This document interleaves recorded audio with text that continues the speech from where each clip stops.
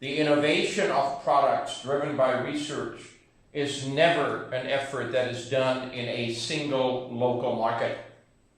When we have huge new consumer electronics designs in South Korea, by Samsung for instance, you have that design because it is fit for a global market. That company does not design for South Korea. Huawei does not design in China for China only. In fact, they sell fewer phones in China than elsewhere. It is for a foreign market. Xiaomi, a phone company in China that makes very good phones that are very, very well copied, legally, very cleverly done, sells very cheap phones with very high capacity in India, in Brazil, in large markets where low prices are the norm. They don't design for China because China is a much higher level now. They design for markets where people want to spend little money, but still online shopping and a good screen. So when we look at innovation, it is not just that we look at the markets, but we also look at where we find the talent. People in different parts of the world have different patterns of consumption. They prefer different things. Coca-Cola has 4 different concept labs around the world. One is in Shanghai. And a Coca-Cola concept lab is essentially a small town that is built to scale in a big hangar. There is a restaurant, because you order drinks in a restaurant. There is a bar, because you order drinks in a bar. There is a 7-Eleven, because you buy drinks in a 7-Eleven. And there is a supermarket, fully functional, real cash register, real product. And they use that to try out what kind of new novelty products people would buy. And on average, Coke pumps 2 new drinks or drink combinations through each of their concept labs every 3 months.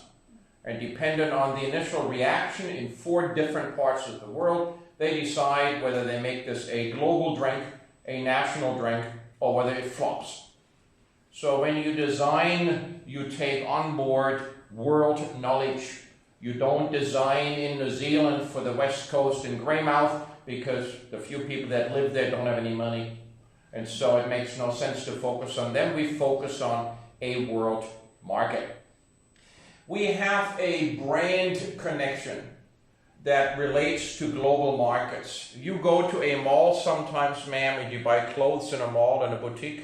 Yeah. Okay, good. I will take you onto a walk into a mall, and the first store you see is a beautiful ladies' boutique, very nice clothing, and it has this glass door where it says Auckland, Rome, Tokyo, Vancouver.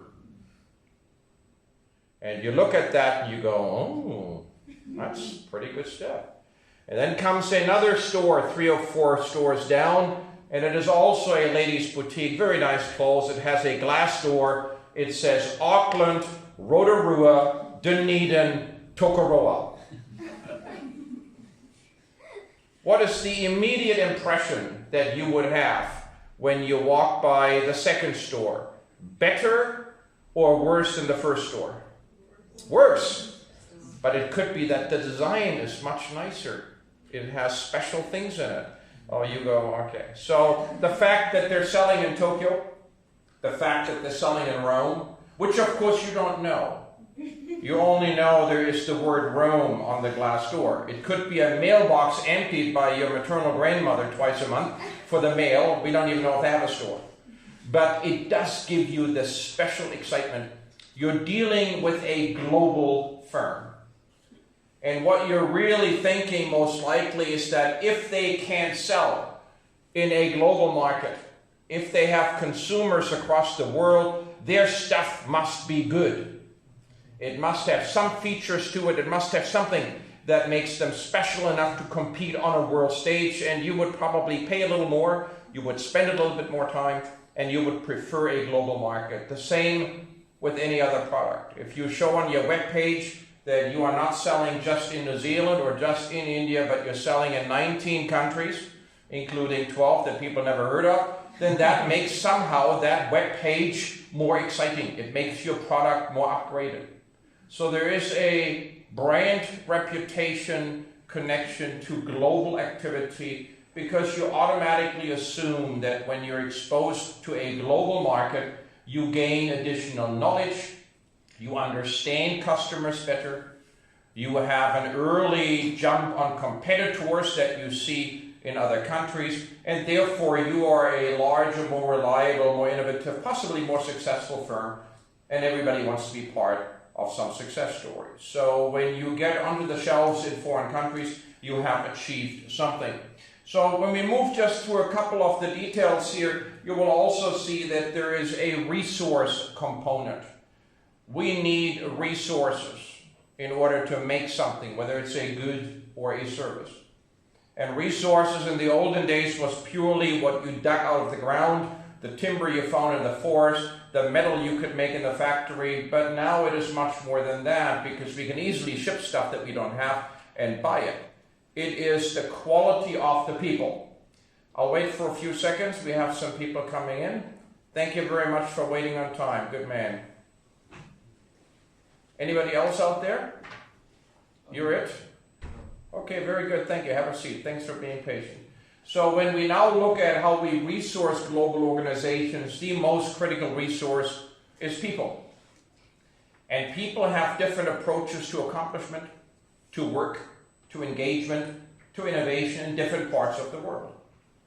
We have in the US, if you go to Silicon Valley, the computer headquarters in San Francisco, Palo Alto, the Bay Area. When you look there, you have people who invent something at 9 o'clock. They have a web page at 4 o'clock in the afternoon. They have the first money resource by the next day at 12, and they're going to be selling their first product in 20 days. The Tesla. And then, of course, they understood that making a car isn't as easy as thinking about making a car, and then they ran into trouble. So when we have that kind of approach, you get this squirrely, instant, action-oriented activity that is different from what we would have in Asia or in Germany.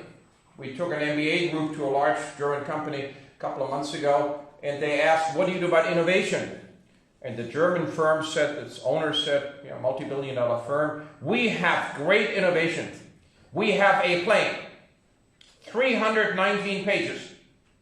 And if your innovation passes the plane, all 319 pages, then we do it. And so the American MBA was saying, excuse me, how long does this take, the 390 pages? And the guy said, well, the fastest one was 3 years and 2 months, and the longest one was 6 years. And the Americans went, oh, because 3 years is a long time. In the meantime, the market moves on, and is it still innovative at the time? A different approach, systematic, planned, costed, efficient, but probably not effective. And then you have other companies that have small groups in big firms, the skunk works, that are constantly working on disrupting everything we do because they think that way we find something better and they do it much faster in a somewhat more disorganized way. So when we look at resources, we look at a globality that gives you access to not just different people and materials, but also a different way of thinking. For instance, the fast food market in the Philippines. Who is here from the Philippines and knows Jollibee? All right, the Filipinos, I guarantee you they're outside snacking because the Philippines is the largest snack food market in the world. People eat snack food over real meals. That means that they're constantly grabbing something quick on the run, and they have all sorts of meals in snack bags that are sold like potato chips here. And so there is an incredible variety of different snack foods, and they eat differently. They eat on the run.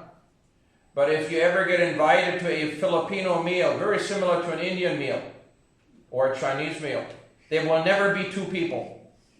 There will always be, you thought you're going with your boyfriend, but there is an auntie and there is a brother, there's an uncle, there's 2 nephews, 3 nieces, and then there's the hungry Uncle Louie who hasn't eaten for a week and he knows there's a thing going on and he'll join, and that's why you need a table for 24. Because that's the only way to eat. So out of that comes that we prepare food differently, we offer restaurant menus differently, we have different drink consumption, we have different ways of doing things, and a global firm understands that.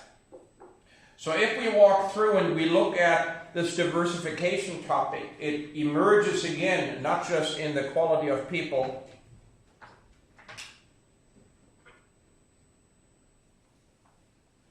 but it also means that we have a diversity in customers, in expectations, in what we do.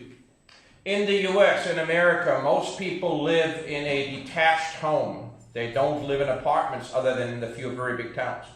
In a detached home, when you have a washer and dryer, that washer and dryer probably has its own room because it is very big and it is very loud. Americans apparently only do washing once every 6 months because they need a 40 kg drum for 6,000 pairs of shoes and everything else because they need big, huge washing and dryer equipment.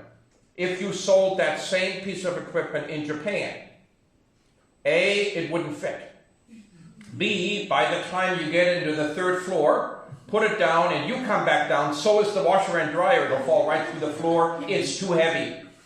It would be too loud. It would consume too much power. Japanese are very efficient. They live in 1, 2, 3 rooms for the whole family, multi-purpose rooms. So what is the kitchen and the washing and everything else in the morning turns into a dining room and the bedroom at night. You can't have a big washer and dryer there. And the neighbors who have very thin walls next to you would be objecting to the fact that it sounds like a helicopter is taking off from your place just because you turn the washer on. So we would have to design for purpose of fitness in different markets. That means that we need to think about how we please customers. And you can see how confusing that will be from a mindset standpoint in a firm. If you build up a business and you do well, you would say, I'm doing well because I know what I'm doing. My product is well designed. I know what customers want. And then comes your sales rep from Italy and says, well, in Italy, the people are a little shorter, so we need to build our seats a little smaller so that they fit easily into the couch. And you go like, well, but we don't do that. Our way is doing it our way. And they say, well, in that case, you won't sell many things. IKEA had that problem. IKEA, as you know, is a furniture company. It sells mainly modern-looking, disassembled, flat-pack furniture with a Scandinavian Nordic touch. So it's bright colors, a little bit of minimalism, and it sells it worldwide. And years ago, they expanded into the US. And in the first 3 years in the US, they pretty much lost all of their money.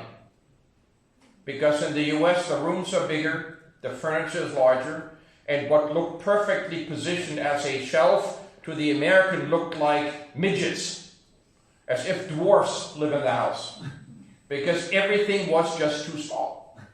And so IKEA had to make a decision. Do we stick to what we do because we know it's good, or do we fit for the market and make new furniture in different dimensions? And they decided to make new furniture. You adapt to the market. And I want you to keep that in mind because if you want to be a global firm, we require a certain flexibility of thinking so that you can adapt to what the market wants. Ultimately, it's not about you feeling good, it's about the customer believing they got a great value that makes them globally attractive to you as buyers. And so we have a number of companies in New Zealand or in India or in Sri Lanka or everywhere else that say, look, I'm pretty busy doing what I do every day. I have to run this company, think about the money, the marketing, how I'm going to operate every day, HR. I'm busy. And now on top of that, you're telling me that you can make global business happen. You can take me to India, and that means I have to now learn all the other things. I just don't have time. And in New Zealand, the national battle cry is, can't be bothered. The fish are biting, the sun is up, the car's paid for, the kids are through college. I can't be bothered doing more work because I'd rather be out by the beach.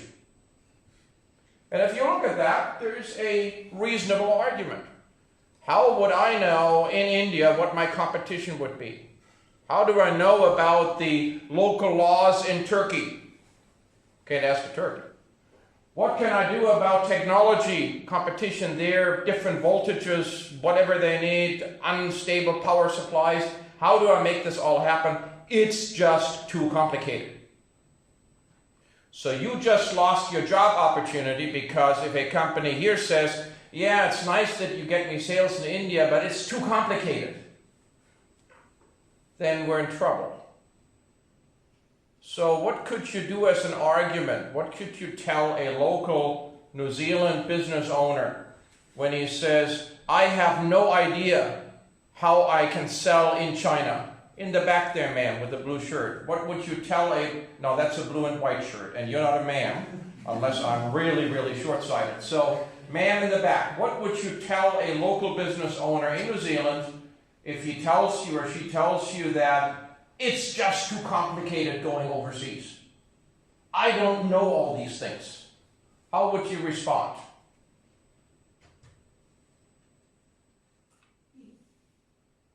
Yep, that's still you. I'm still looking at you. I'm pointing at you. It's still you. I think maybe building some department is better. I think, yeah, because the coordination with this. Okay, you want to add a department. What would be in that department? Have some. Would there be more New Zealanders or more foreigners? More foreigners, good choice.